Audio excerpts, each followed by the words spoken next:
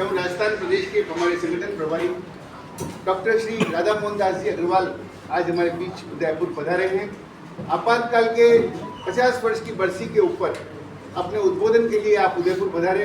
आपने इस विभत्स और जो विभीषिका थी उसके ऊपर आपने सर्वगर्भित अपना उद्बोधन दिया। आज आपसे प्रेस से वार्ता करेंगे। इस बीच हमारे प्रदेश अध्यक्ष श्री मदन जी राठौड़ भी आप बता रहे हैं, आप भी हमारे बीच आप सभी को संबोधित करेंगे। इसके साथ हमारे प्रदेश के उपाध्यक्ष श्री मुकेश जी दादीज आज हमारे बीच में हैं। मैं जिलाध्यक्ष जी, हमारे जिला प्रभारी जी, सांसद जी, राज्यसभा सांसद जी, हमारे सहकारिता प्रकोष्ठ के अध्यक्ष जी, ग्रामीण विधायक जी और देहात जिलाध्यक्ष जी सभी का स्वागत करते हुए आप सभी मीडिया के बंधुओं का स्वागत अभिनंदन करता हूँ एवं आदरणीय हमारे प्रदेश प्रभारी जी से निवेदन करता हूँ कि प्रेस को संबोधित करें। क्या बोलना है? भाषण तो मैं दे चुका हूँ, आप सबने कवर ही किया है। ना लम्बा ना दोहराया जा सकता है, ना बताया जा सकता है, ना आप सुनिए उठ के चले जाएंगे। तो जो आप कहिए बोलो। सरकार की तरफ से क्या सुविधा देने जो उसमें मिसिंग आपातकाल में जो जेलों में रहे तो हमारे देश में जहाँ कहीं भी भारतीय जनता पार्टी की सरकार है, क्योंकि आपने एक राजस्थान स्पेसिफिक बात पूछी है, माननीय प्रदेश अध्यक्ष इसका जवाब बेहतर दे सकते हैं। हमने हर जगह स्वतंत्रता संग्राम सेनानियों को कहीं 20,000 कहीं 15,000 हमने शुरू किया था 3,000 रुपये प्रति माह से। आज के दिन उत्तर प्रदेश में राशि बढ़ते बढ़ते 20,000 रुपये और हमने राजस्थान में 4,000 रुपया प्रति माह उनको हमने बता दिया है और रोडवेज में फ्री आजीवन 2 सुविधाएँ इन्होंने बताई। यात्रा पूरी तरह फ्री हो गई और 4,000 रुपया महीना को जमा किया।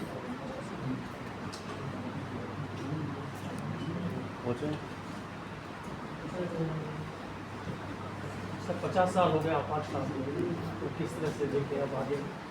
देखिए, हम तो इसको लोकतंत्र की कमी, लोकतंत्र की मजबूती को देखने देते हैं। लोकतंत्र दुनिया की सर्वोत्तम शासन पद्धति है। हम चुनौती के साथ कहते हैं जनता का शासन जनता के द्वारा, जनता की बात। यह सिर्फ फ्री और फेयर चुनाव से नहीं, इसकी पहली शर्त है नागरिकों की जागरूकता। नागरिक अपने अधिकारों की रक्षा को समझे, अधिकारों को समझे, उनके अधिकारों का जब उल्लंघन हो तो वो प्रतिरोध करें। जो जागरूक नागरिक होगा, ऊर्जावान नागरिक होगा, संगठित नागरिक होगा, लोकतंत्र का असली रखवाला वही है। हम भारतीय जनता पार्टी के लोग हैं, फिर भी आपसे कह रहे हैं, हमारी पार्टी की यह मान्यता है कि शासन भले ही कोई राजनीतिक दल चलाता है, शासन जनता के लिए चलाया जाना चाहिए। जनता को पूरी स्वतंत्रता मिलनी चाहिए। स्वतंत्रता में सिर्फ अपने विचार रखने का अधिकार नहीं, सरकार के कदमों का और सरकार के विचारों का विरोध करने का अधिकार भी होना चाहिए। और सरकार की गतिविधियों से अगर कोई नागरिकों का समूह प्रभावित होता है तो उसे न्यायालय में जाकर के अपने अधिकार सिद्ध करने का अधिकार होना चाहिए। आज 50 साल पूरे होने पर हम इस बात को बहुत स्पष्ट समझ सकते हैं कि प्रधानमंत्री इंदिरा गांधी ने चूँकि 24 जून 1975 को उनकी सदस्यता समाप्त कर दी गई, उन्हें एक रबर स्टाम्प प्रधानमंत्री बना दिया गया। कार्यवाही तो पूरी तरह डर गई। एक स्वयं का निर्णय लेकर के बिना अपने मंत्रिमंडल के सहयोग से उन्होंने देश में रात को 24-25 की रात को आपातकाल लागू कर दिया। अगर आंतरिक खतरे पर यह आपातकाल लागू हो रहा था तो हमारे पास बहुत से कानून पहले थे। हम उन कानूनों का प्रयोग करके देश में अगर शासन विरोधी कोई गतिविधि हो रही है तो उस पर रोक लगा सकते हैं। लेकिन माननीय प्रधानमंत्री इंदिरा गांधी ने तथाकथित विरोध के नाम पर विचारों की अभिव्यक्ति का अधिकार छीन लिया, नागरिकों के व्यक्तिकरण के अधिकार को छीन लिया, नागरिकों के व्यवसाय करने के अधिकार को छीन लिया, नागरिकों के मूवमेंट करने को अधिकार छीन लिया, और सबसे बड़ी चीज, नागरिक अपने अधिकारों की रक्षा के लिए कोर्ट में जा सके, यह अधिकार भी छीन लिया। सुप्रीम कोर्ट का एक बहुत प्रसिद्ध मुकदमा है जिसमें नागरिक अपने अधिकारों के लिए कोर्ट में गए और सुप्रीम कोर्ट ने फैसला दे दिया कि इमरजेंसी के दौरान चूंकि नागरिकों के अधिकार समाप्त कर दिए गए हैं, इसीलिए नागरिक अपने अधिकारों के लिए न्यायालय में नहीं जा सकते। तो यह जो पराधीनता का दौर आया था, जनता ने उसकी पीड़ा का एहसास किया, हजारों हजार लोगों के, लाखों लोगों के जेल में बंदी कर दी गई, 18-19 महीना जेल में पड़े रहे। सिर्फ उनके विरोधी ही नहीं, उनकी अपनी पार्टी में भी जो लोग उनके निर्णय से असहमत थे, रामधन जी हुए, चंद्रशेखर जी हुए, मोहन धारिया हुए, इन सब लोगों को उठा के जेल के शिक्षों में डाल दिया गया। जिन भी न्यायिक अधिकारियों ने नागरिकों के हित में फैसला देने की कोशिश की, उन सबका या तो आगे का प्रमोशन रोक दिया गया या उनको डिमोट कर दिया गया। सबसे बड़ा उदाहरण आपके पास एच.आर. खन्ना का उदाहरण है। बेचारे सुप्रीम कोर्ट के चीफ जस्टिस बनने जा रहे थे और उनसे उनका यह एक दायित्व छीन लिया। दिल्ली के 30 हजारी कोर्ट में संजय गांधी के गुंडों ने आक्रमण करके 200 चैम्बर डिमोलिश कर दिए। अखबारों के बिजली के कनेक्शन काट दिए गए और अखबारों को ताकीद कर दिया गया, जो भी तुम्हारे अखबार में कल छपने जा रहा है, तुम पहले आईबी मिनिस्टर विद्याचरण शुक्ला को दिखाओगे, पूरा अखबार पढ़ने के बाद ही तुम छाप पाओगे। तो यह बड़ा भयावह दृश्य था। जनता ने इसकी पीड़ा का एहसास किया और 1977 के चुनाव में जो पार्टी 352 सीट लेकर आई थी, उसको 154 या 55 सीट पर निपटा दिया। तो लोकतंत्र के साथ जब भी कोई राजनीतिक दल खिलवाड़ करेगा, जनता को जागरूक रहना चाहिए। इस देश में दोबारा अंग्रेजों ने गुलामी दी समझ में आता है, मुगलों ने गुलामी दी समझ में आता है, हमारे काले अंग्रेज कांग्रेस के लोग देश को गुलाम बना रहे हैं। घर को ही आग लग गई घर के चिराग से, यह स्थिति पैदा नहीं। भारतीय जनता पार्टी लोकमत परिष्कार करके जनता को आग्रह करती है कि वो अपने अधिकारों के प्रति सचेत रहे और उसका प्रयोग करें। तो कांग्रेस लगातार कहती थी मोदी राज में लोकतंत्र की हत्या हो रही है और लगातार ये संविधान को लेकर मुद्दे उठा रही है, संविधान का पालन नहीं हो रहा है, और आप कहते आपातकाल में लोकतंत्र की हत्या हुई थी। इस तरह से डिफाइन 900 लिखा है, दिल्ली चली हज को। 1947 में देश आजाद हुआ था। 10 मई 1991 में पहला संविधान संशोधन किया गया। नेहरू जी ने किया। लोकतंत्र के बड़े झंडा बरदार बनते थे। मद्रास में, पटना में, मुंबई में 3 अखबार वाले लोग, एक अखबार पंचजन्य था और एक बड़ा प्रसिद्ध अखबार था रोमिला थापर का, मुंबई का। इन लोगों ने कुछ लिखा, इनके अखबारों को बैन कर दिया गया, इनके प्रबंधन को रोक दिया गया।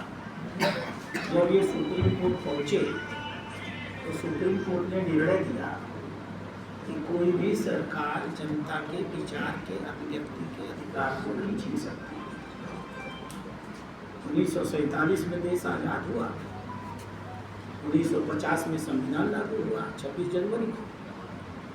26 जनवरी 1950 से लेकर 10 मई 1951, सवा साल के अंदर कांग्रेस की सरकार ने नेहरू के नेतृत्व में नागरिकों से उनके विचारों के अभिव्यक्तिकरण का अधिकार छीन लिया। यह पहला संशोधन था। प्रथम ग्रासे मक्षिका पात्र।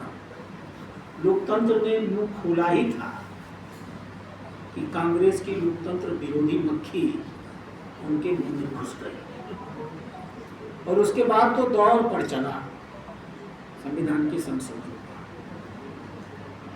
मैं 2 स्पष्ट केस की चर्चा करके इस विषय को आगे बढ़ाऊंगा। एक, आजादी के द्वारा बनाए गए संविधान में एक व्यवस्था थी, कोई भी व्यक्ति जो लोकसभा का चुनाव लड़कर के आया एक्ट के अंतर्गत हाई कोर्ट में चुनौती दी जा सकती है। इंदिरा गांधी के चुनाव को चुनौती दी गई। हमारी श्रीमती इंदिरा गांधी ने देश में एक कानून पास किया। उस कानून के अंदर यह फैसला कर लिया गया कि देश के प्रधानमंत्री की कुर्सी पर, लोकसभा के स्पीकर की कुर्सी पर बैठे हुए व्यक्ति के खिलाफ लोकसभा के चुनाव के दौरान यदि भ्रष्टाचार हुआ है तो भी कोई मुकदमा नहीं चलाया जा सकेगा। और उन्होंने प्रधानमंत्री के लोकसभा सदस्य के रूप में कोर्ट में चुनौती देने के अधिकार को छीन लिया। दूसरी बात, उन्होंने अगला कानून पारित किया। अब ये देखिए कि क्या प्रवृत्ति थी श्रीमती इंदिरा गांधी की। 11 अगस्त को सुप्रीम कोर्ट में अंतिम निर्णय होना था। क्या अंतिम रूप से सिद्ध होना था कि श्रीमती इंदिरा गांधी प्रधानमंत्री भी रहेंगी कि नहीं रहेंगी। इमरजेंसी लग चुकी थी। 25 जून को इंदिरा गांधी ने संविधान का 39वां संशोधन प्रस्तुत किया। क्या निर्णय लिया मालूम है? 7 तारीख शुक्रवार का दिन लोकसभा में विधेयक पास कराया। 7 तारीख बृहस्पतिवार का दिन। 8 अगस्त राज्यसभा प्राइवेट मेंबर बिल होता है, सरकारी बिल नहीं आता। सरकारी बिल प्रस्तुत किया, वहाँ से कानून पारित कराया। 9 तारीख शनिवार को कोई लोकसभा और विधानसभा की बैठकें होती ही नहीं। देश की सारी विधानसभाओं की बैठकें बुलाई गई शनिवार के दिन, और 15 राज्यों से सहमति ले ली गई। 10 तारीख रविवार राष्ट्रपति कार्यालय बंद रहता है, खुलवा करके गजट कराया गया, और 10 तारीख को एक कानून बना दिया गया कि प्रधानमंत्री के चुनाव को लेकर के अगर कोई मुकदमा पहले चल भी रहा हो, चल रहा था, उनको मालूम था। 11 अगस्त को सुनवाई थी, उनको मालूम थी। 10 अगस्त को बजट कर दिया गया। यदि कोई मुकदमा प्रधानमंत्री के विरुद्ध इलेक्शन करप्शन का चल रहा है तो वह मुकदमा समाप्त किया जाता है, न्यायालय इसकी सुनवाई नहीं कर सकता। अब आप बताइए, आप सब पढ़े लिखे लोग, दुनिया के कितने लोकतंत्र में, तानाशाही देशों में तो होता है। इंदिरा गांधी और हिटलर में कोई विशेष अंतर नहीं था। जो कुछ काम लोकतांत्रिक माध्यम से हिटलर ने किया, वही काम इंदिरा गांधी ने लोकतांत्रिक माध्यम से भारत में किया। किसी भी हिटलर ने तो फिर भी यह नहीं किया था कि आप उसके चुनाव को चुनौती नहीं दे सकते। इंदिरा गांधी ने व्यवस्था किया कि हाँ, वो ठीक है कि वो भ्रष्ट है, लेकिन न खाता न बही, जो इंदिरा गांधी कहें वही सही है। राजस्थान में राष्ट्रपति जैसे हालात बने हुए हैं, सत्ता और संगठन में कोई जो है वो तालमेल नहीं है। अशोक गहलोत ने कल एक फिर से बयान दिया है कि भजनलाल जी की जो सरकार है वो खतरे में है, और राजस्थान जो है जो क्राइम की जो स्थिति यहाँ पे चल रही है, विदेश यहाँ पे जो है विदेश के जो शासक है वो इसको ब्लैक लिस्टेड नहीं करते। डोटासरा जी को अपने जब वो शिक्षा मंत्री थे और कांग्रेस के प्रदेश अध्यक्ष भी थे, वो समय याद आ रहा जब कांग्रेस के उस समय के मुख्यमंत्री और उप मुख्यमंत्री के बीच में किस प्रकार की रस्साकसी चली। वो उम्मीद करते हैं कि हमारे यहाँ भी हो, हमारे यहाँ ऐसा नहीं है। बहुत अच्छी सत्ता और संगठन में तालमेल है, बहुत व्यवस्थित रूप से हमारी सरकार काम कर रही है, कानून व्यवस्था में पूरा सुधार हुआ है, पूरा इम्प्रूवमेंट है और व्यवस्थित रूप से चल रहा है। कांग्रेस के शासनकाल में पुलिस पिट करके आती थी और हमारे यहाँ पर पुलिस सक्षम तरीके से कानून का पालन करवा रही है। कहीं किसी अपराध को 24 घंटे के अंदर अपराधी को गिरफ्तार किया गया है।